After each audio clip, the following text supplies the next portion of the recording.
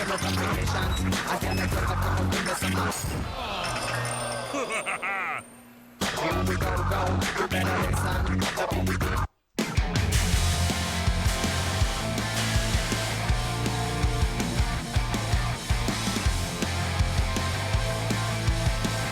Clash Royale League Asia. We're having the Korean regionals tonight. And Steve Clash, we have Simon. Hey man, how's it going? Welcome back. Of course, the house. Oh, I got to see you cast with Joel, of course, on Sunday. It was the Japanese region. Yeah. We're having all the regionals tonight, and tomorrow we'll be finishing up with Japan. And then we'll have the regional clash, the conference division, starting from week number 3. Tonight we're going to have only Korean teams going against each other for the first time too. Yeah, so this is the Korean part of this league. And we have op.ggskeleton, we have Kingzone, we have OGN+Chasyu, we have Sandbox. These teams showed last week that they are really, really good. They really showed what they were capable of, certainly. But we could kind of see hints, only a few matches, but we could kind of see which teams are on top of each other. But here we have the overview. Of course, 3 regions from Asia, Korea, Japan, and Southeast Asia. We'll be having that for 8 weeks pennant race, as you see right there. From week 1 to only regional, week 3 to week 8 conference division home and away from all 3 regions, and then we'll have the postseason right after that. Yeah, so every game is going to be Friday, Saturday, Sunday. That's but right. We can see the standings here. Yesterday, Brent Esports managed to basically sweep the SEA part, right? 3-0. Then we have Game With, who won 2 games last Sunday. They looked really good last week. And then we have teams that have won 1. We have Kingzone there, everyone else. As we can see at the bottom of the table, AHQ Esports Club. They dropped 2 of their matches yesterday and then fall behind that Sandbox after playing all 3 matches from their own region, quite sadly. But they were close. It wasn't really a dominating series at all. Yeah, so as we can see now, today's matches are going to be op.gg versus Kingzone. It's going to be OGN versus Kingzone, and then it's going to be op.gg versus Sandbox. Yep, that's it. op.gg playing twice, along with Kingzone DragonX also playing twice back-to-back, and music is actually quite loud in our ears. Yeah, it's killing my ears here. Like, I'm loving it at the same time, but we just have to shout a lot more, Simon, so that everyone can hear us. Well, now I can hear you. Now you sound fine to me. Like, but my ears are getting destroyed. I mean, talk about having headphones at max volume. Yeah. This isn't even max volume. This isn't even the headphones final I'm form. used to it. I used to be a big rock radio guy, and always having the, like max volume rock spirit, you know. Really? Yes. I never would have seen that in you. Yeah, rock radio guy? Yeah, DC 101 from my middle school days. 3 years. No to be exact. way. Went from modern rock to all the way to some metal, slight metal, not too deep. Oh, okay. I'm a big metal fan myself, but let's talk about today. Yes. What are we feeling today? Who do you think is gonna finish top of the Korean league? Well, I did eavesdrop on the Korean players a little bit as we shared the makeup room, and I was also thinking after watching the replay of the last Saturday, maybe Sandbox a little weaker compared to the other ones, and as well as what's the other team? Well, Kingzone DragonX actually having a very not too many strategy on their 2v2s, and this series we're new to 2v2s, but it matters a lot, so much that it actually, if you're winning the first one, if you won the first set 1v1, you can just close out the entire match by winning the 2v2 right after. And it seems like Korean players are actually not as ready compared to the other regions on 2v2, especially. I know they've been playing a lot of individual matches 1v1, pretty good at that, but still, experience is a very handy thing when it comes to tournaments. Yeah, experience in 2v2 doesn't seem to be quite there yet. We're still figuring things out. This is the first time I think we've seen a proper competitive league for 2v2, so there's a lot of strats that are going to be explored. We're going to see a lot of different things. And I can't wait to see more 2v2 because it is insane action. We had some clone spell and lots of freeze coming down from Southeast Asia yesterday. Maybe we'll get to see some crazy spells coming out tonight. And now we were talking before the broadcast. Are we ever going to see that healing spell? I really don't think so. I don't think we're going to see much healing. right now it's okay, but it's not the strongest spell. It needs to be a little bit stronger, I feel, before we see more use of it. And you have the standings Once again? once again. Let's going through because we went through pretty quickly. We want to take a look at all the teams once again. Brand Esports after tonight just very solid. They're 2v2. They have so much experience. They have already explained during the interview that they have lots of local tournaments with 2v2 only. Wow, So they actually, they're saying that 2v2, they have the strongest 2v2 in this region. Not just in their region, in Asia overall. And I think we're likely to see that coming in for the next few weeks. Yeah, but at this point in time, 1v1 is almost, it's equally important, I feel. Even though 2v2 is like the crutch, you have to win 2v2 to either win the game or stay in the game. I feel like 1v1 is still the premier part of this tournament. Yeah, of course, because it comes down to the ace match, which is also the 1v1. Of course, if you start off with the win with 1v1, you can just close out. If it does not go towards your way, you have to go towards that ace match. And to mention again, now the player who was in set 1 or set 2 has to be the one that's going to play for ace match. So one of the players, if we have an ace match or a set, still getting A set. games, set, and matches. It's fine, 3 it's matches fine. a day, and 3 sets in 1 match, and 3 best of 3 games in 1 single set. Don't strain yourself, got man. it. Don't knock yourself out here with this complicated English going on. But yeah, essentially, any player who plays in the first 2 games, one of those players has to play in the 2v2. As you can see the studio here. Let's take a look at a team intro before we go into any further. 무패 우승이 저희 목표입니다. 우승하고 싶어요.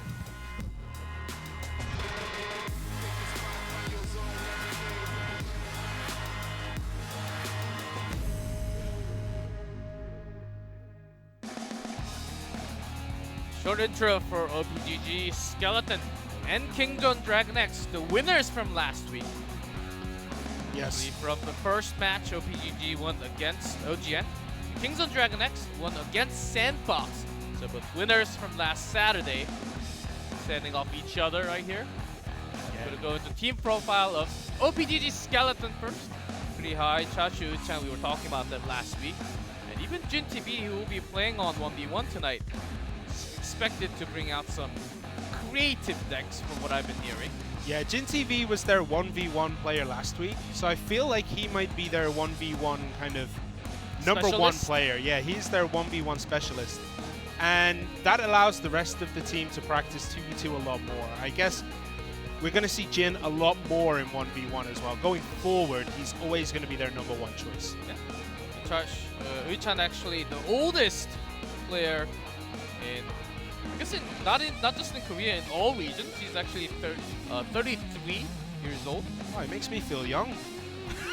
me too. Well, compared to all the other, I believe the average of the Korean region was around 20. So that's quite a gap in the age. And I think the best person to be the captain and the leader for the team also, is they also have a coach. But if you have a playing coach at the scene, as a leader, as a player also, it oftentimes helps a lot to bring your team together. Yeah, Chasyu is also quite old, I think, if I remember correctly. But here we have a look at DragonX, Expo Master sitting right at the top. I believe he's the team captain at this point in time. We'll have to see. Maybe Big Daddy, as his name is Big Daddy. He's got to be the captain from the name that he has. But Expo Master having quite a lot of trophies compared to the other one. He also has the most experience out of everyone on this team, as he was the Clash Royale Global Championship. I messed that up, didn't I? But he was basically the Korea winner last year. And Clash he went Royale Crown Championship Global Series Korea. Yeah, that one. He was the Korean finalist. He won the Korea region, got into the round of 16 at the Globals, and was knocked out by the eventual winner, Sergio Ramos. So you gotta say he was pretty good. He lost to the champion. Exactly. World champion. He didn't just lose to anybody, you know. He lost to the person who went on and just dominated everyone. And I feel like he is one of the strongest players in the Korean region right now. Because whatever he does, he shows something incredibly unique. You ban his Expo, he'll chip you down. You ban the chip cards, he'll Expo you down. Maybe he'll put in a golem. He can do pretty much anything. He's an incredibly well-rounded player at this point. Yeah, that's exactly what we had. And guess who we have missing from the team chair? We have Expo and Jin TV. Jin TV from op.ggskeleton, Expo Master from Kingzone DragonX. We have Jin TV right here already. Favorite cards, but it's not the favorite, most played card, but losses all over. Yeah, that doesn't look well at this point that his most used cards all contain losses, but last week he actually won with Expo decks. He lost the first game when he was playing like a Tombstone, Mega Minion, Ice Golem Executioner, Tornado deck. But then he switched to this Expo deck and just wiped up. Does that mean he won't ban Expo against the Master? Well, it's always a challenge, you know? There's always a challenge. If there's a master, there's got to be one learning from it, and then the student should always challenge the master. There always has to be a contender. And then become the next master. Of course, in cartoons and some comics, of course, the master ends up not feeling too great after losing, having some severe conditions oftentimes. Because you get to transfer your secret skill to the student and then they end up using it. But Exo Master, he has been saying even in the interview that he expects the Exo to be banned. So he prepares everything else. If it's not banned, he can go for his comfort decks. That's his strength. We've always talked about this since last year. Yeah, I mean, last week he played the Minor Goblin Hut deck and he played the Lava Loon deck. Those are the decks he won with. The first set he played, he was playing, again, Minor Poison, Goblin Hut, and he lost. But then switched it up a little bit, used Ice Wizard, and managed to win the second set. And then the third set, he went for the classic Lava Hound Balloon deck and just walked over his opponent. Yeah, I believe we are about to see the ban cards from both players. Jin TV banned Lightning Spell last time, and Expo Master banned Elixir Collector, which he's going to stay with, but a Battle Ram ban from Jin TV? Quite unexpected. Yeah, that's a very interesting choice. Like, Expo Master did ban Collector last week, as you said.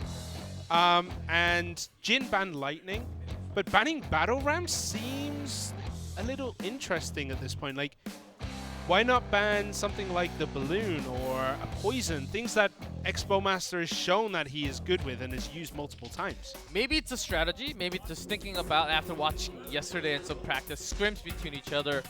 Charging decks has been pretty powerful also. Quite effective yesterday, in fact. Or this is another way of what I like to call a throwaway ban. Just to have a random card that will basically not be in play. And then have everything open because if you have a higher pool compared to the other opponent, if you have a lot more choices of decks compared to the opponent, if you feel confident, then you can leave a lot more cards open. That's another strategy that you can go for. Yeah, sometimes, like, I've seen it in a few other games where if you give your opponent everything to choose from, they end up just trying to choose the strongest cards possible and they end up losing. Because they just pick the high win cards. And there's no real strategy or synergy between them. It's only expected that Jin TV to ban the Expo against the Expo Master, but it has been open. It seems way too much of a bait already. We see lots of bait decks throwing out lots of spells and then throwing down the barrel or the miner right after. But it seems like a bait already to me. Yeah, he's trying to bait his opponent into probably playing the Expo, right? Very likely. But, I mean, Jin showed last week that he is really, really good with the Expo as well. Maybe he just wanted to keep it open so that he could school Expo Master on how to use it properly. We'll have to see a little bit more as we are waiting for them to choose their deck after looking at those bans. Yeah, so we have about a minute and a half left now.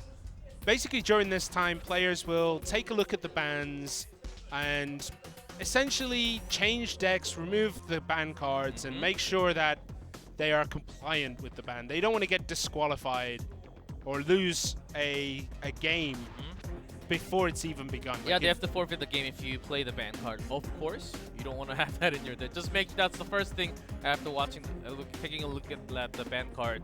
Make sure that card is not in your deck. Making some switches with something else that works together. Or if it doesn't work, just switch over to a new deck that doesn't have the ban card in it. And with those shits of papers, I believe he has multiple decks, numerous decks that he's been ready for. There's headsets on, teammates gone back to their chair. I believe you are ready to go in, Simon. Yeah, I cannot wait for this. This should be a really good match. Both these players showed last week that they are incredibly strong in 1v1. So let's hope that this game continues that kind of streak. As they carried out their games.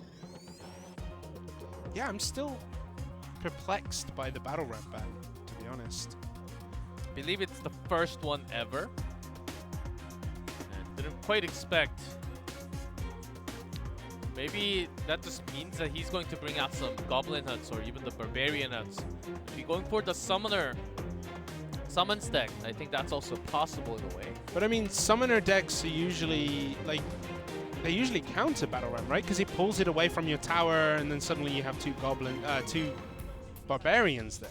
But oftentimes when you had lots of summons with the structure, we saw Poison ban because Poison is quite effective, damaging the Princess Tower as well oftentimes. And it takes down Goblins pretty easily on that Poison while that's walking through the Poison. Yeah, so I mean, banning Battle Ram doesn't really support any spawner decks. Like, I think banning Poison would have been better. If I think we'll get to hear from Jin TV what his thoughts were onto that Battle Ram once he wins. But he's against the former the champion from Korea, Expo Master. That's the thing. Expo Master. He never looks happy. He never looks sad. But just calm, collected, and chill. Whenever he plays Clash Royale, it just seems like he's just having fun in his own space right there. And we are ready to jump into the first game of Day 2, Week 2. It is Korea between op.ggskeleton and Kingzone DragonX. First 1v1 between Jin TV versus Expo Master.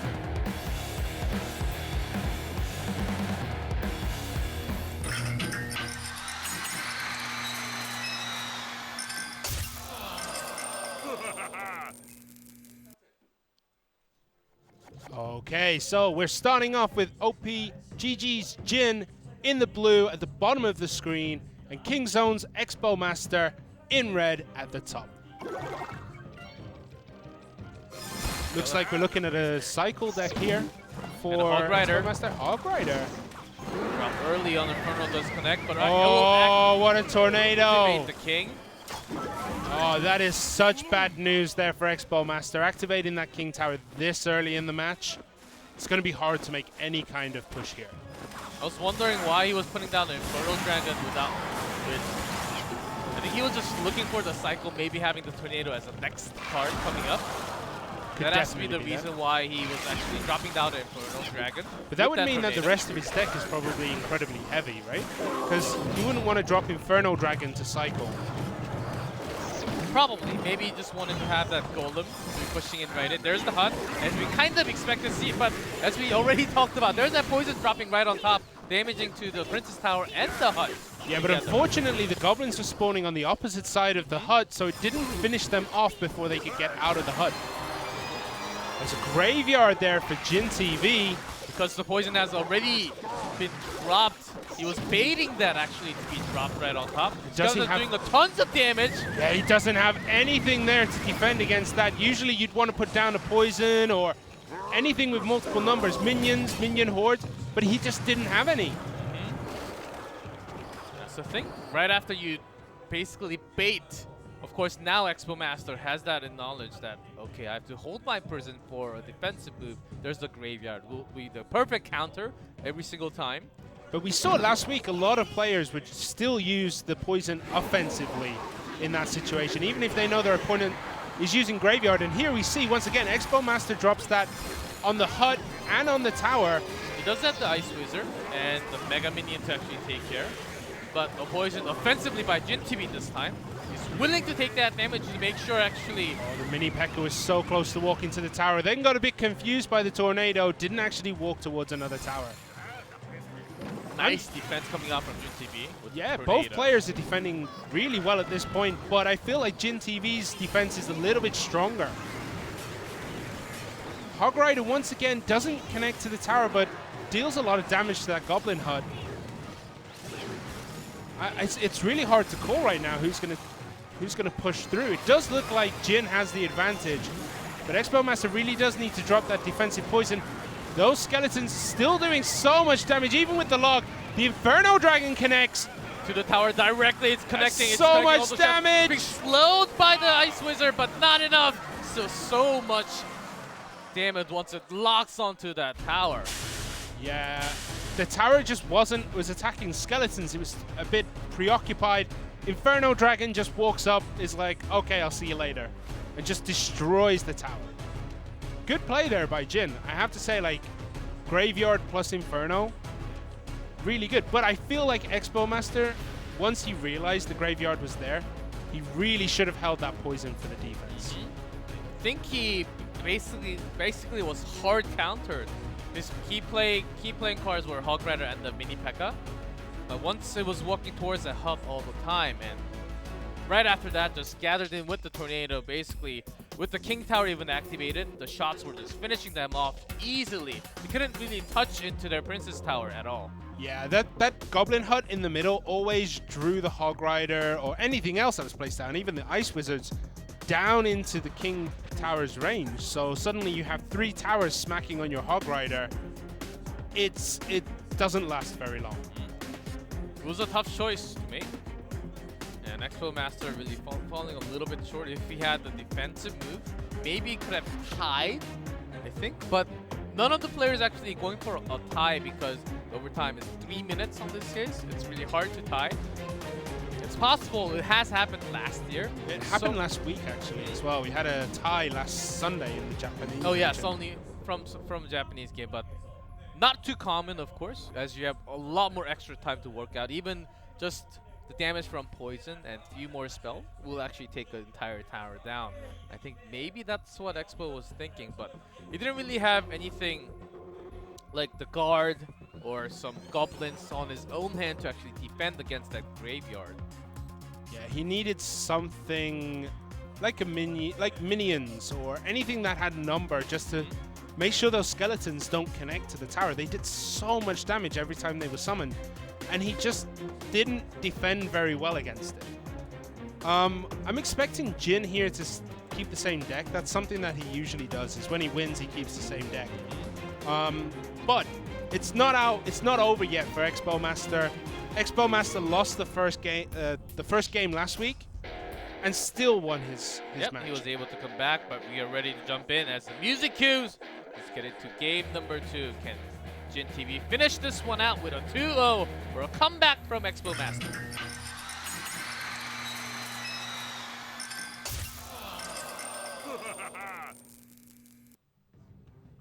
Alright, here we are again. Jin TV in the blue at the bottom, Expo Master in red at the top. Are we going to see a wait till the 1 minute mark? Usually we've seen something played by now, so it does look like both players are going to be sitting, waiting for that double elixir mark. Elixir Collector has been banned, so it's a good idea if you have a heavy deck. Anything above Giant from above can be a great push. We saw lots of double prints along with the Giant, even with a Golem yesterday, which was pretty heavy, but it did work out at the end with 1v1. Yeah, that is such a strong push when you have Golem and double prints behind it. It's anything that's single target is going to get taken down by the prince. Anything that is like a horde, like skeleton army, is going to get taken down by the dark prince. So it's a really strong push. But we're still waiting for these players to reveal anything from their deck. We haven't even had a quick cycle of a zap or skeletons just to get them out of the hand so they have that stronger starting hand yet. Usually you want to throw down some small ones just to have a quick cycle on in your hands, making sure you have the perfect combo to push in. Seems like most players are pretty happy with what they have with their starting hand. Or they could just be waiting until the end of the match and finish this one as a tie. I don't think that. I Here don't we think go. that's the case here. Archers from Expo Master. Royal Ghost there for Jin. Interesting choice. Completely different deck. He didn't do this last week. When he won, he played the same deck. And Zappies. What? Zappies to delay defense a little bit, just testing it. There's the P.E.K.K.A. I was expecting something heavy being dropped onto the left side, of course, after having the Rogues go down to the Tesla Tower. Yeah, you do need something heavy in front of the Zappies because they are so weak. They die really easily. Flying Machine for Jin. Now, we've seen a lot of Flying Machine on the defense. We haven't seen much on it of offense. And it did some damage, but Expo Master... Bringing his own graveyard this time, but Poison to counter it right on top. So, Poisons from both players, actually, taking down the Zappies as well. Yeah, good Poison there, good graveyard, but it didn't deal half as much damage as Jin was dealing in the last game. You do more miners, we'll get some chip damage. D-Prince expecting the miner off to the side, but the miner comes from behind, knowing that Expo Master has used already everything and there's no tornado. Yeah, you don't want to put it there if you don't know if your opponent has a tornado, because suddenly their King Tower is activated. But he knows full well there is no tornado anymore. I'm just going to stick my miner anywhere around your tower and it'll be fine. Yeah. The drill. Jin TV once again waiting for some big drops. Comes the P.E.K.K.A. Along with the Flying Machine, has been so much of a powerful tool. P.E.K.K.A. getting dragged to the skeletons now. Royal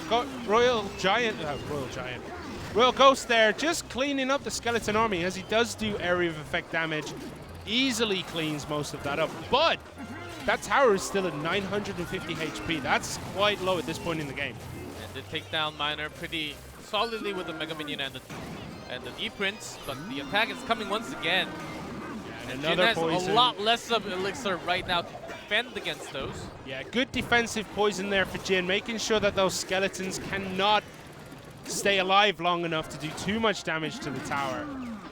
But Expo's poison there does take out the goblins that were coming from the Goblin Hut, meaning that there was nothing from the defense that could push into his towers. Few more should do it for Expo Master. He does have the log and the poison to do chunks of damage. Yeah, the Tesla here taking good care of that P.E.K.K.A. The graveyard, though, uncontested. And there we go. Good graveyard there, taking down that tower.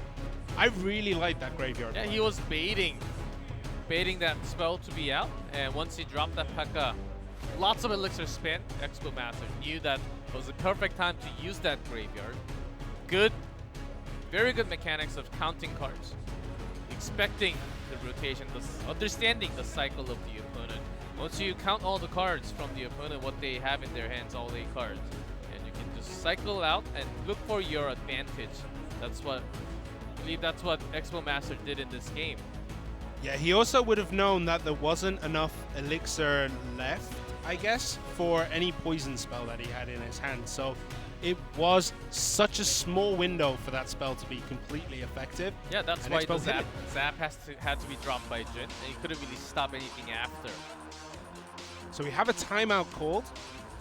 I'm gonna guess op.ggskeleton called it. They need to talk to Jin here, making sure that he is ready for this final game. Well, the first one, Expo Master was hard countered against all the cards. Did you see the reason behind the Battle Ram ban a little bit? Game 2, not as really effective. Royal Ghost was getting taken out. Flying Machine did some damage, but not too much against D-Prince.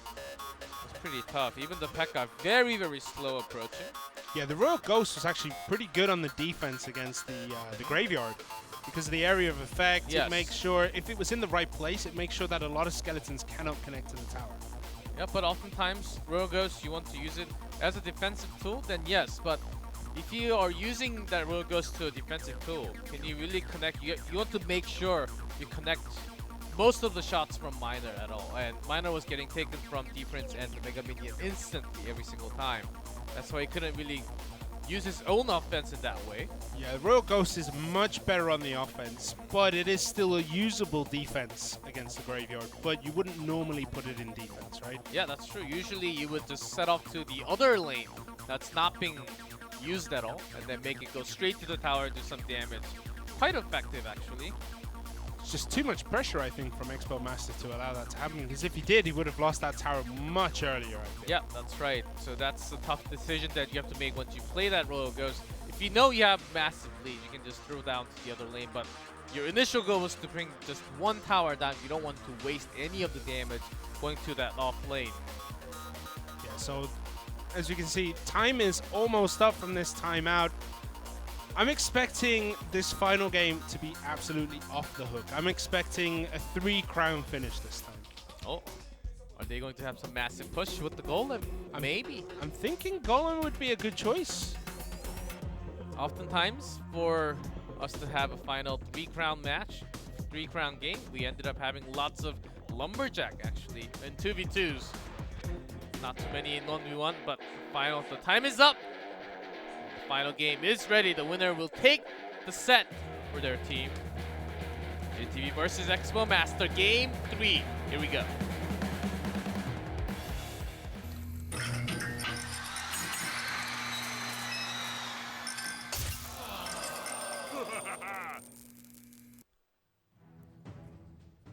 And we join the action. Jin in blue at the bottom, Expo Master in red at the top. And they haven't started yet. Well, they have started, but warming up their fingers, it takes 2 minutes. Miraculously, it takes 2 minutes to warm up their fingers. Sometimes a little bit less than 2 minutes, maybe 10 seconds less. Yeah, so both players are just gonna wait out. Have you ever wondered why the fish comes down from that golden The sewer pipe? or the sewer pipe? It's not a sewer pipe, it's a trophy. You can see the things on it. Yes, it's a trophy, and it's a trophy that comes out of it. It's a It's trophy. not a fish. It's not a fish. It's a trophy, man. Really? So, take a look, because we got some time here. It's a trophy that drops out of the trophy. If you can't see right now, but G-Clef is watching this so attentively. It is a trophy. I never knew that. Yeah. Sharp eyes, Simon. Yeah. I thought you played on this map a lot. I did. I did. many times. Many countless games on this map. Just never noticed before. Because I was busy putting my own down. Yeah, I don't play this map. And one more thing that I wonder oftentimes is that there's a random balloon. We can see the shadow just passing by slowly on the map sometimes. It's the spectator, man. He's just sitting there like, you know, Even without the look where spectator. we are at this view. We're inside the balloon. That's how we have this high view. We're inside the balloon. We're inside the balloon, Yeah. but we're not moving. It's And the staying players are not still. moving either. We're getting that close. We're getting close to that 1 minute mark. 4 seconds. Here we go. Tesla being dropped. Goblin Hut there. Tesla being dropped this early. It does look like Expo Master is using the same deck as last time. Similar strategy to last week when he won, where he won the second game and just changed ever so slightly. We might see a little bit of change here. Jin was the player who won a game, kept the same deck, but this looks like deck one. There's the Graveyard Potion for Jin. And Poison coming down. I can't tell whose Poison that is. Is it Well, offensive it's blue, so it's gotta be Jin TV. It's Jin's and Poison. I believe we have Graveyard, the final one from Expo Master. If it's the same deck, very likely it is There going it to is. be Graveyard against Graveyard at the same time. This time, though, Jin has the guards to clean up the Graveyard. That's going to be such a good defensive tool here for him. Yeah, Ice Wizard laying the attack quite significantly in that match. Yeah, so as we can see here, Expo Master has a tiny, tiny lead, but it's still early days at this point. We have started the overtime, 3 minutes. He does try. Jin tried to tornado, I guess. Well, this one doing so much damage. The guard will defend, but the poison will be worth every single time against that hut and the tower. It looked like Jin was trying to tornado the skeletons into the crown tower to activate it, but the tornado was killing the skeletons too early. Archer's just a great counter against the Graveyard. Actually, Is it going to? No, it does take more than enough damage. Look at that chill coming out from both players, just having some respect. But down to 500 in overtime. It's going to Did be anybody over. see that BM there from Expo Master? Bubs his tongue out at Jin.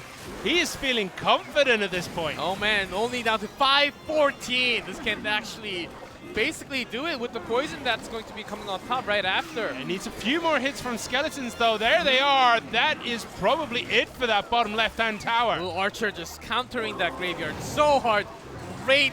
Oh, Expo Master think. Oh, Expo Expo Master. with the log. Yeah, Expo Master looked like he was just taking things off a little bit too early, expecting the poison to clear it up.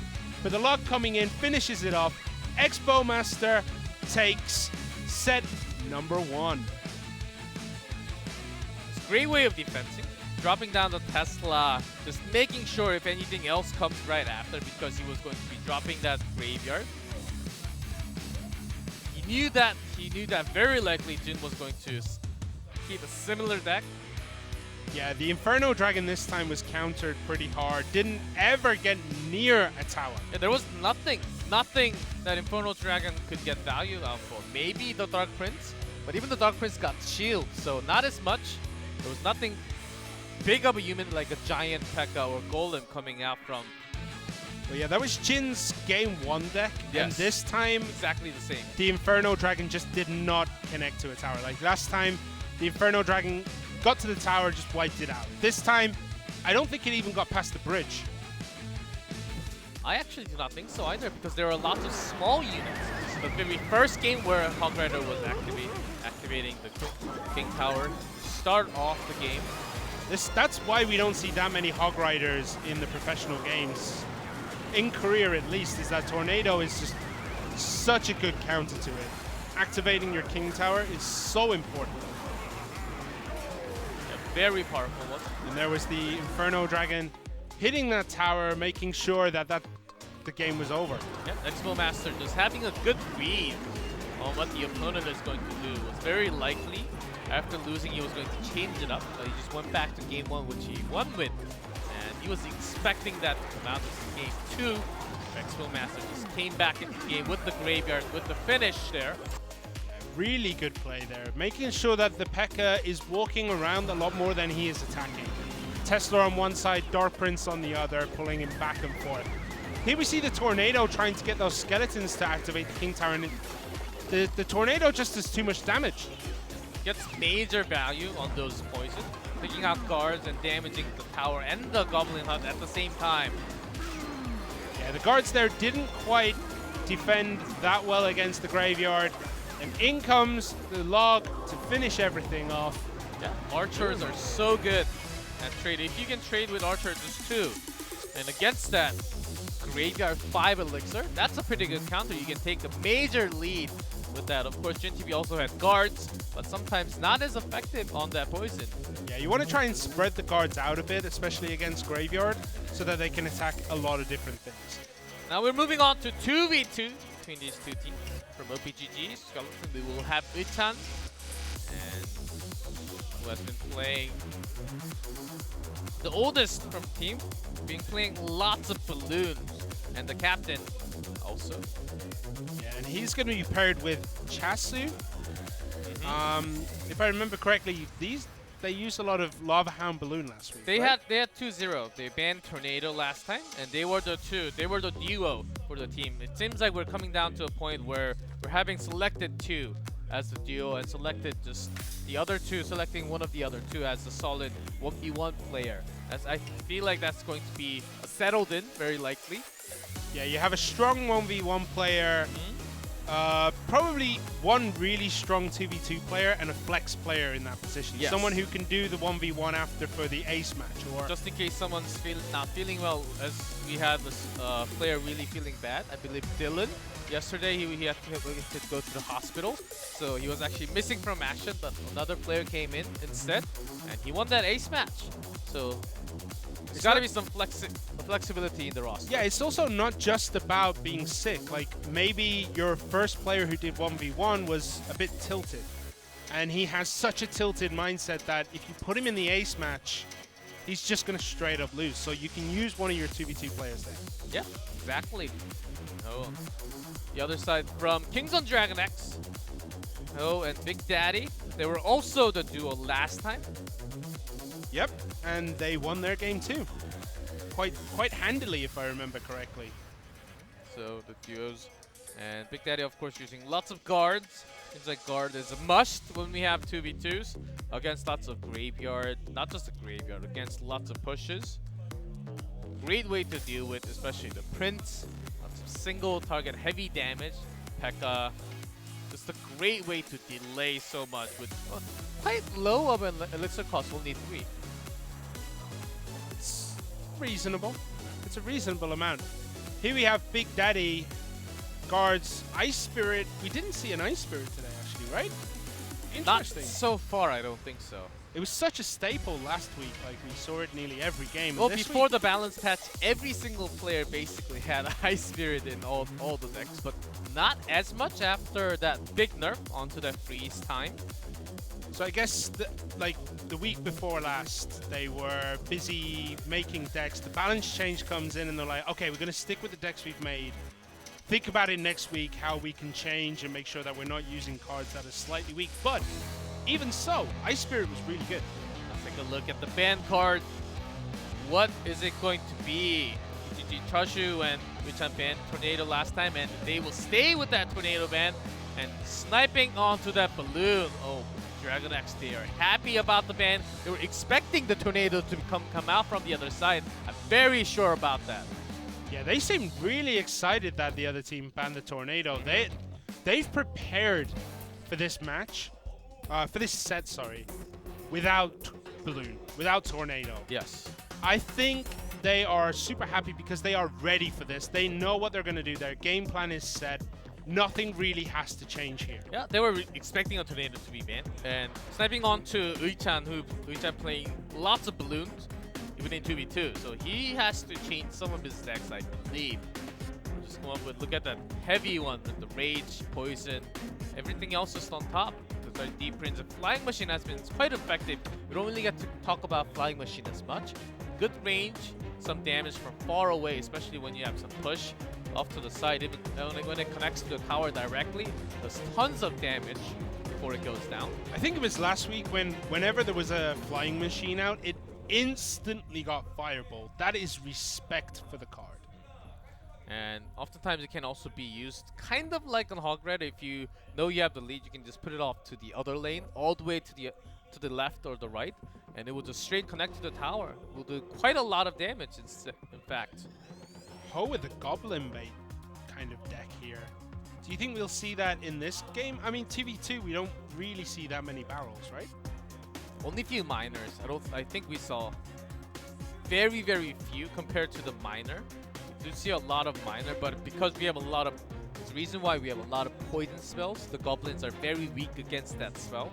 2 ticks to kill them, right? And it doesn't really, you don't really last as long as the minor. Minor do tons of damage, a lot more of sustain, single target.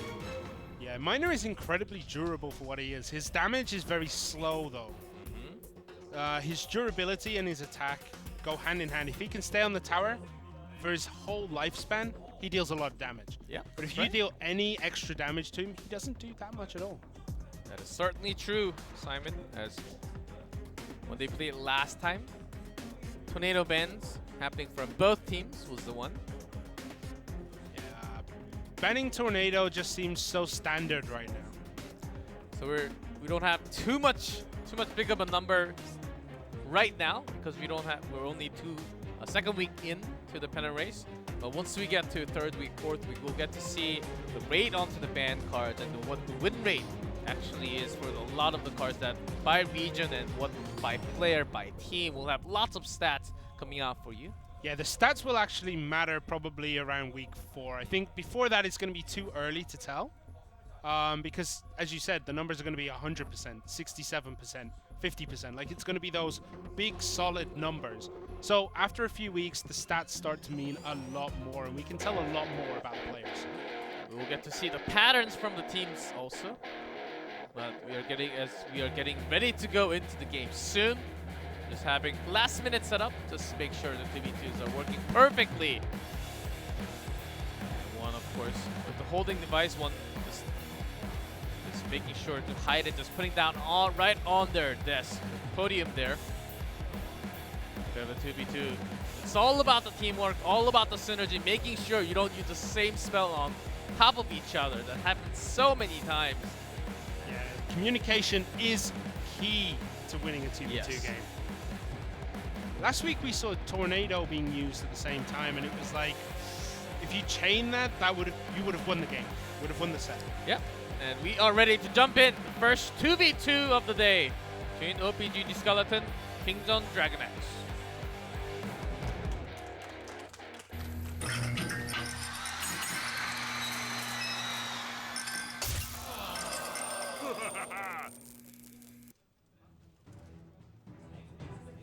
Okay, so we're in the arena. We have EuiChan+Chasyu in blue at the bottom, Ho+Big Daddy in red at the top, and straight away that miner comes in. No worries about the tornado because it's been banned, so they put it at the front of the tower. Oh, Giant Skeleton and Clone. Here we go. Double Giant Skeleton and the Clone. That's so many death bombs that are going to come down once these start going down. One comes down, there's a second one, but the explosion damage will catch them. So go straight walking towards the tower now. It takes some time, of course, very slow. Yeah, I think the Clones were a bit too early. I think they should have waited until they pushed out a little bit more because of this. None of those death bombs managed to hit the towers. But it's a good bait. I think they tried one just to make sure the opponent knows that we have this. We have the Clone. We're going to try this once again. But actually doing the most damage with the miner, I think that's what they're looking out here. Yeah, I think the Clone also could be a little bit of a mind game, like play it once and we're never going to touch it again kind of thing. Also, Tornado has been banned, so you can just spawn miner anywhere around the Prince's tower. So Dark Prince, double Prince coming down from both teams, and the Giant Skeleton, Flying Machine, and Mega Minion. There's so much here. Raid drops right on top. There's the Clone spell. So many death bombs coming down. Boom, boom, boom. The Prince charging straight into the tower will get run by the D Prince. Yeah, unfortunately, the cloned Prince was slightly in front, meaning the tower would take him down long before he got anywhere near. Well, somewhat effective so far. Actually, it seems like they're trying to go in as on offense, but it's more of a defensive tool. Look at their towers. It's not even scratched because all those explosion damage takes everything down. Miner down again, dealing just that little bit more. This time he connects onto the Dark Prince, though. That's unfortunate. But double Giants now, one on each side. Inferno Dragon as well. This is going to stretch the defense of Kingzone DragonX here. Yeah, and really start defending towards the left side now as Giant starts walking towards the way. Clone drop, leap. It's not going to be too hard with the explosion damage that's going to be following up, but does get a hit on the Inferno Dragon. Yeah, that Inferno Dragon is going to drop long before it gets near the tower. Mega Minion dropped and a Miner again. This time the Miner isn't distracted by the Dark Prince, and it's going to deal some damage. Poison too, Fireball there. Now it's a waiting game. I think it looks like Kingzone DragonX just have to wait this out, and they're gonna win the game. The Kingzone, they're having the perfect defense right here. Even with the Flying Machine, the Clone being dropped right on top, they have the explosion damage once again to stop all the offensive move from op.gg coming in. But they also have the Miner. That has been the tool. Double the Miner this time. Something that Kingzone DragonX do a lot as the Fireball and Poison come in. This looks over, and it is over. I'll finish my point after. Kingzone DragonX there played really, really well. Yeah, really solid play. The Clone was basically out there as a defensive tool. We saw this happen from Southeast Asian region also. 2v2. Such a powerful explosion damage does tons of damage instantly to anything, even a Golem coming in. With the Clone explosion damage, I think Golem will actually blow up. Yeah, should do. Even with the Clone, of course. Yeah, it's such a powerful defensive tool. I never thought about using the Giant Skeleton as a defensive tool in 2v2 before. I think we're starting to see some new trends happening in Clash Royale League Asia here. There is one thing I just want to mention. Kingzone DragonX did this last week, and it looks like they're doing it again. both players play identical decks. Other teams usually try to support one deck or the other. One person will have the win condition, one half of the win condition, the other player has the other half of the win condition. DragonX do not do that. Both players play identical decks. I think the only difference between the two was only one of them was holding clone and the other one was actually holding a zap. Except for that, their key cards and the movement cards, the giant skeleton, miner, and the Prince, the poison, lots of those cards were actually about the same. Just having few different spells, I think that was all they need to have a win in game one. Yeah, it's a good strategy. You only need one clone spell. You're never going to clone a clone, right? Because it doesn't work. So having one player carry a clone and one player carrying the zap or maybe even a fireball, I think would have been also equally useful. Yeah, they had fireball and a log. They just had different spells, but lots of the same units. That was enough of a defense. Actually, near perfect defense, I would say, on 2v2. We're going to see a lot more giant skeletons. The game's coming up very soon. We are about ready to jump into game 2, but not yet, as we're still holding it. We have the sign. We are going in. Here we go. Game 2 between these two teams. No time wasted here. Zap is coming down. Ice golems for both players from op.ggsk. That's one on each side. Inferno Dragon for King Zone and another Inferno Dragon here for op.ggsk. And Flying Machine, we do that see and hold from Chasyu. Bandit is an interesting choice. There's double battering ram from King Zone. Lots of charge from happening for both sides. Battering ram does not connect, unfortunately, but will get taken down by the D Prince. The defense here needs to be Prince gets the perfect. charge onto the top right before going down. Significant. It's double battering ram from both teams here, but op.ggsk's battering rams actually connect where King Zone's was stopped dead in their tracks. Kingzone's super low on elixir. They can't do anything right now to defend. That's gonna go down. The Inferno Dragon out of nowhere there. It looked like he was going to go down. He had no HP. It was so low, but the Battle Ram and the Barbarians were taking all the hits from the Princess Tower there, and they were so low on the elixir, they couldn't do a single thing against it. Yeah, that's really unfortunate for King Zone, but op.ggsk taking one tower already, and we're not even 2 minutes into this game. This is a very, very difficult position for King Zone. Are they going to be able to come back into this? They have to open up with the attack. Seems like they're landing on the battle ramp just about now. And also a Bandit off to the left lane at the same time. They want to make some charges happening. But the Bandit didn't charge at all. She got confused, walking around everywhere. That's not good for King Zone DragonX. Battle Ram did connect, did some damage, about 500 down, but the push is coming from op.ggsk instead from the other side. Magikarp is getting tons of value there, getting taken out by the fireball, but before that got to shoot at least 12, 13 shots. He did so much defensive work here for op.ggsk. Just sitting there right in the middle, attacking both sides, killing absolutely everything. Again, the Inferno Dragon's coming in. Inferno Dragon on the defense for King Zone, but they need more than this to be able to do anything. Great fireball to take out Magikarp, damaging the tower and the Ice Golem a little bit. The push is coming down from King Zone with double the Inferno Dragon. It's not going to be enough. 5 seconds left. It doesn't look like this tower is going to go down anytime soon. Too much defense in the way. op.ggsk take game number 2. Lots of battle rams, Inferno Dragon, but how was op.ggsk Skeleton was able to really go up all the way to the top with similar cards? It's because they had better use of their spells. They had better poisons landing on top. Flying Machine just doing free damage off the side. The placement of the ranged units was excellent in that game. Looks like a timeout has been called here for King Zone DragonX, and I think it's needed. Like, that loss was kind of not humiliating, but it definitely would damage your mentality going into game number 3. In King Zone DragonX, so each team can call a single timeout per match.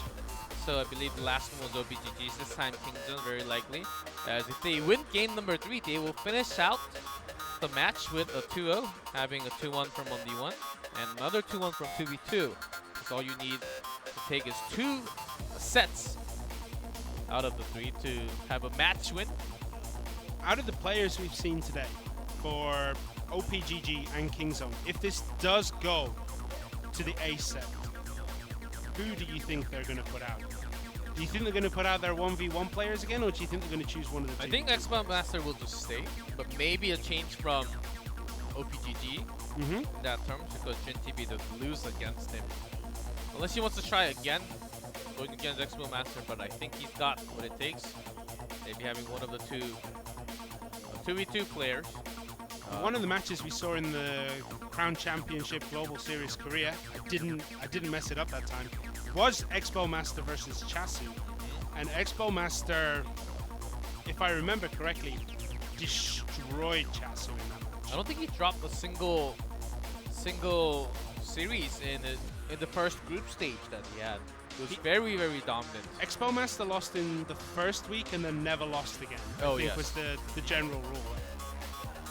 And he was coming on top from the playoff, and only 11 seconds remaining, so the teammates has to go back now. Been quite a fierce one already. 2-1. It has to be 2-1 on this 2v2.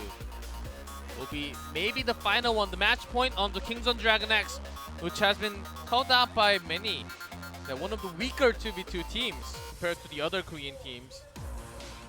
Maybe they will make something else happen tonight, as they were called for the weaker team, but they seem very, very prepared at the moment. Yeah, I'm just looking again, and apparently it is, I keep forgetting which player, but it is Big Daddy who has only been playing Clash Royale for 8 months. What that shows is that anyone can come up here, be a pro, play incredible Clash Royale in front of thousands and thousands of people. And we are ready for what might be the final game. If Kingzone strikes it, it's going to be match over. Maybe a comeback from OPGG. The final game 3 of set 2.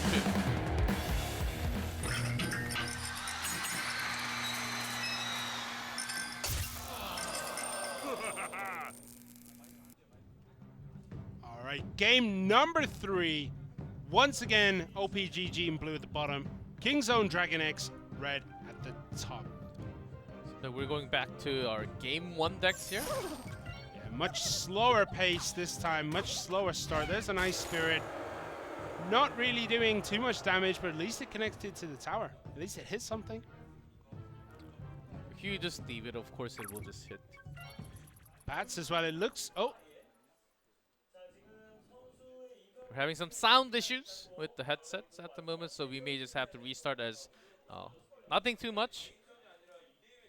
Nothing too much done, as we have a 2v2 here, and we can have some audio issues. And when there is an audio issue in 2v2, we cannot let that happen. It cannot go through. Of course, all the players has to be playing in the fair condition, and you need to be able to talk when you want to have the teamwork.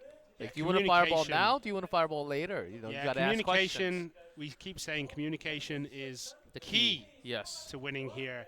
And if there is an issue with the microphone, or the headset's not plugged in correctly, or anything like that, it needs to stop, and we need to have a restart of that game. Of course, you need to be able to talk to your teammate.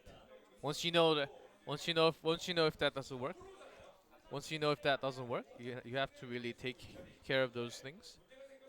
And it's always good once you start right off. You have to really talk to the staff. Oh, we have a problem here before we get in, because once we actually go into the game, and then let's say we did some damage, like 1,000 damage from one team, and then you have a problem. Oh, we have an audio problem. Then we say, oh, that was not the most fair situation to actually go for an audio issue call. But right now, no damage, no real damage. Of course, we mentioned about Ice Spirit. They did show. It's only like 90. Yeah, but they showed 2 of the cards that are in the deck. They showed But Ice each Spirit team, and I believe each team showed 2 cards. So no, that's about as fair, right? no. OPGG didn't play anything. Really? Yeah. But But Kingzone actually. Kingzone I played already the wrote down bats. bat, flying machine, and the guard.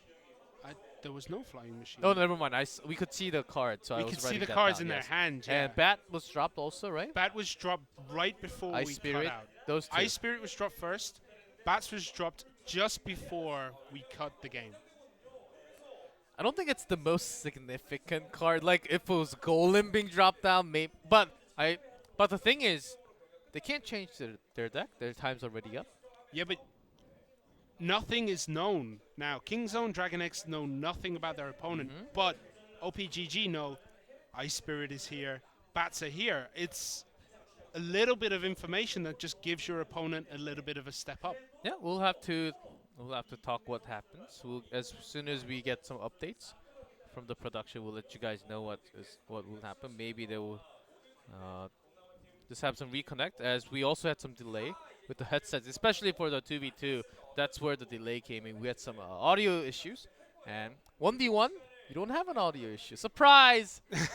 Surprise! I mean, guess, you can have guess, an audio guess what? issue. Oh, If you I can't guess hear you the can. game sounds. I guess you can. It makes, and actually Clash Royale. I've been praising about this just before the broadcast today from our lunchtime, that Clash Royale has some unique sounds. You can just by hearing sound, not looking at the screen, you can kind of tell what's going on. Yeah, but you can't play without the screen, right? Because Because you need you to need know to where see you where place, it yes. is. But just from hearing other people play, you can kind of tell what's going on, which units are there. Of course, you don't know where exactly, but Yeah, I never watch the screen. I just listen. I'm just like, there's a ice golem. But we're still waiting for confirmation of what's going to happen. I don't think a forfeit, even though I'm saying like there's information out there, I don't think a forfeit would be. I don't think there would be a forfeit. no, it can't be a forfeit. It cannot be. It is not a player's fault. It is not the player's fault. They have to play under fair conditions. It is from the production, and the decision will be made from the organizer and the referees that are standing right next to them. And we do have a rule book, of course. We go by the rule book. That's the base of what's going to happen. Yeah, the rule book is about this thick. I'm gonna say, like, you know, it's very detailed. You're exaggerating a lot today.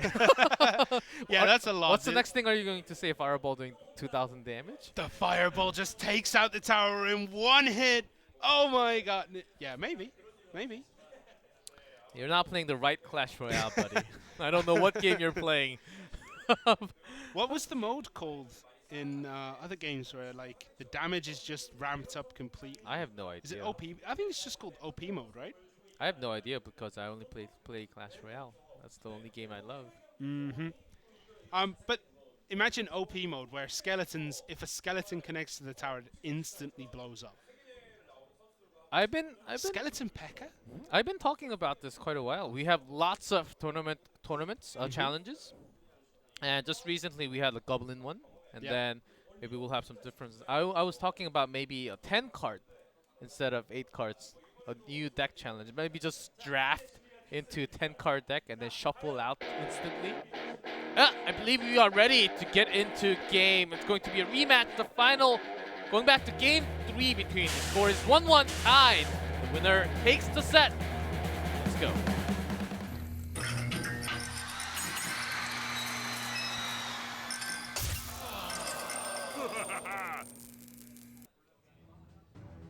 Okay, so once again, here we are. Blue is op.ggsk, red is Kingzone DragonX. Nothing has changed there.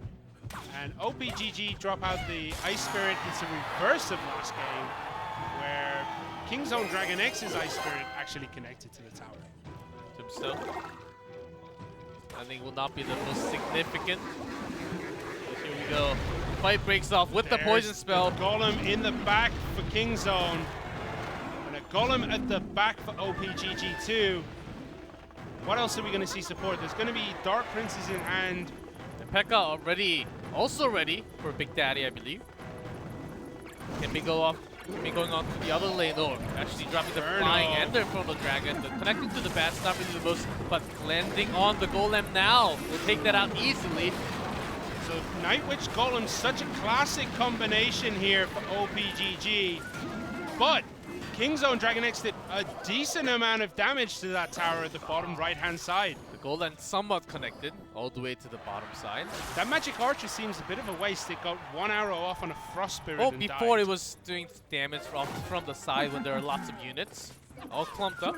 So there's a value. That's not really doing anything right now. Just having the cycle, making sure you have the perfect one once you make the biggest push. Golem coming down from Kingzone DragonX.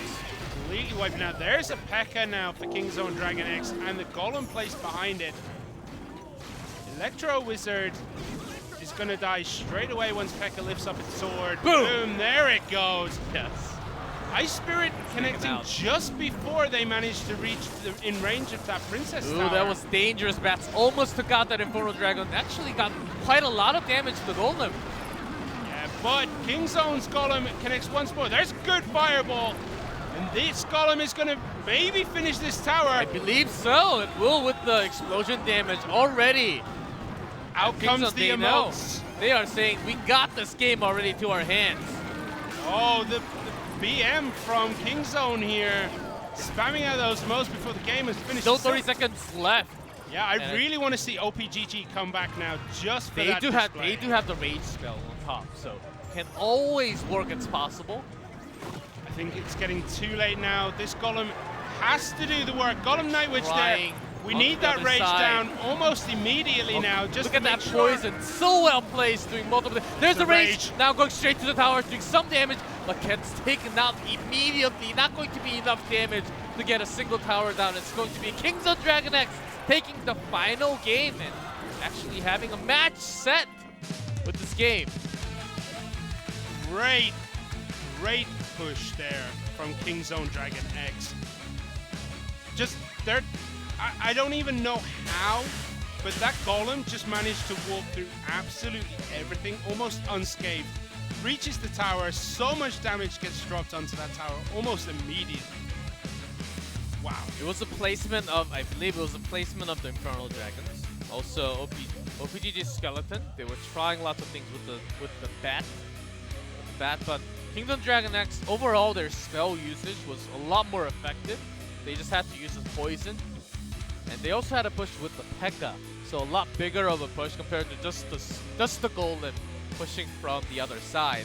The op.gg was using Golem alone and some backup units with the Night Witch, but of course P.E.K.K.A. didn't do too much, but enough to actually buy the time for Golem to slowly walk towards that tower.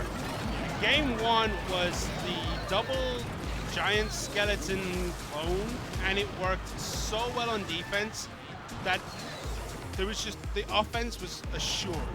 Anything that survives the defense is just going to walk up to that tower, smack it. There was the miner as well dealing chip damage. Everything about that first game, Kingzone DragonX just were super prepared. Yep, they are playing back-to-back matches right after also. With this win, should be feeling pretty confident going against OG and Entus as they finish out with a win from 1v1 and 2v2 without the ace match. I mean, the biggest problem I think they have is they've showed a lot of 2v2 strats by going to the game 3. So are OG and Entus watching this going, okay, if they do this, I'm pretty sure we can counter it with this. Or maybe their bans are changing from seeing this game. Maybe they're like, maybe we ban the giant skeleton. Maybe we ban poison. But they have the roster sent the day before, and they know that that's very likely going to be the case, so they should be ready. If they're not, that's totally their fault. The professional level, professional team, doesn't matter what age you are, in competitive scene, all the matches you should be accounted for. But maybe this changes their ban decisions. Oh, look at that zap from Kingzone, refreshing the laser damage coming out from the Infernal Dragon, which I could not catch at the moment, but is the highlight. That was pretty big. Setting the damage onto the Golem. Yeah, if they didn't do that, that Golem would have dropped so much quicker. We're going to jump into the interview. I will bring the translation to you guys. 어린이날인 오늘 정말 많은 분들이 함께 클래시 로얄 리그를 함께 해주시고 계시는데요. 오늘의 첫 매치는 지난주 각각 첫 승을 가져갔던 op.gg와 킹존의 이가가라 접대배 흥미진진한 대결이었습니다. There was a great match between 패배를 the two 모르는 teams. 연승 행진을 보여주신 킹존의 빅대가 빅데디 선수님과 함께 Going to 인터뷰 have an 해보도록 interview with Big 하겠습니다. Daddy from Kingzone 안녕하세요. DragonX. 안녕하세요. 승리 축하드려요. 소감 한 말씀 부탁드립니다. Congratulations on your win. 저희 How do you 연습 feel? 그냥 평소대로 그냥 천천히 그냥 많은 담소 막 나누면서 그냥 재밌게 즐겁게 연습한 대로 해보니까 그냥 Just like we 경기 때도 practiced, we 그냥 just had fun. 침착하게 잘 한 We 것 were 같아요. having lots of fun conversations. 네, OPGG와 And I 킹존이 think that's the reason 동점으로 why we won 동승이었기 today. 때문에 되게 부담감이 많이 되셨을 것 같아요. 네. And OPGG actually the 그 winners from last 부담감이 좀 weekend should have been 있었긴 a lot of 한데 pressure. 저희가 연습한 대로 그냥 해보니까 아 이거 할 수 있겠다, 이거 I think 된다 just from 이 생각이 딱 practice we 들어가지고 kind of 쉽게 knew, and also 풀어갔던 것 같아요. from playing, 상대 팀이 되게 that 무거운 we 헤비덱을 practiced. 쓰시는 팀이던데 and it actually 그거를 worked 노려서 today. 혹시 덱을 And we had the same 구성하셨나요? feeling just going in. 그거를 조금 노린 면도 없지 않아 있긴 한데 일단 저희가 어제 대만 팀들이 경기하는 We 모습을 did watch a 보면서 lot from 좀 많이 배운 것 a 같아요. lot from the Southeast Asian 그리고 아까 region, 경기 and we learned a lot 마지막에 actually just from 메롱메롱을 yesterday. 하시던데 혹시 그게 네. 어떤 건지 물어볼 수 You 있을까요? guys were sticking out your tongues. 그냥 Was that some BM 경기 끝나고 happening? 세레머니 뭐 할까 생각해봤는데 We were thinking 그냥 of our 바로 즉석에서 ceremony. 메롱메롱 그냥 여기 황신웅 대형석 공장인 선수가 As 했던 거 Expo 그대로 just came 그냥 up with that 따라해준 idea 거예요. to have that. 그럼 그 세레머니 sticking 다시 out the 한번 tongue with some. 부탁드릴게요. 네. It's just our ceremony. 하나, 둘, 셋. 네, 너무 상큼발랄한 킹존의 빅데디 선수였습니다. 인터뷰 감사합니다. Oh, that was the 감사합니다. that's the end of interview from 네, Big 이렇게 Daddy. 해서 킹존이 멋지게 2연승을 And that's 달리고 going to be it. 있습니다. Kingzone 정말 DragonX taking 2 축하드리고요. wins. 잠시 쉬는 시간 갖고 And after a 또다시 short commercial break, we will have 경기를 펼칠 A 킹존 match, second match coming up between OG and Entus 경기가 and Kingzone DragonX once again. 준비되어 있으니까요. 많이 기대해 주시고요. 잠시 후에 볼게요. 채널 아름